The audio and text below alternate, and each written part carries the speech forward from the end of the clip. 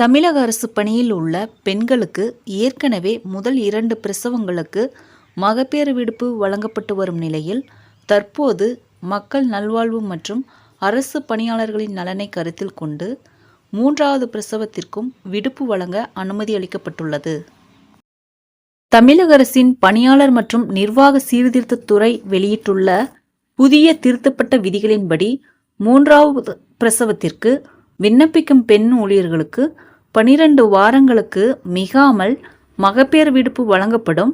இந்த விடுப்பு காலத்தில் அவர்களுக்கு முழு ஊதியத்துடன் கூடிய விடுப்பு அனுமதிக்கப்படும். அரசு துறைகளில் நிரந்தர பணியில் இருக்கும் அனைத்து பெண் ஊழியர்களுக்கும் இந்த சலுகை பொருந்தும். இதுவரை தமிழக அரசு விதிகளின்படி 2 குழந்தைகளுக்கு மட்டுமே மகப்பேறு விடுப்பு வழங்கப்பட்டு வந்தது.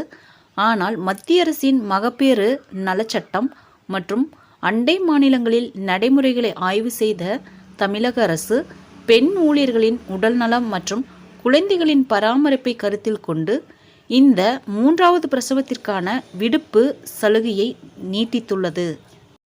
முதல் 2 பிரசவங்களுக்கு வழங்கப்படுவது போல ஓராண்டு விடுப்பு இதுக்கு பொருந்தாது. 3வது பிரசவத்திற்கு மட்டும் அதிகபட்சமாக 12 வாரங்கள் மட்டுமே விடுப்பு எடுக்க முடியும் என்பதை ஊழியர்கள் கவனத்தில் கொள்ள வேண்டும். நண்பர்களே, தமிழக அரசு செய்திகளை உடனுக்குடன் தெரிந்து கொள்ள என்னுடைய ஜெனிடா சர்ச் சேனலை சப்ஸ்கிரைப் பண்ணுங்க. நன்றி, வணக்கம்.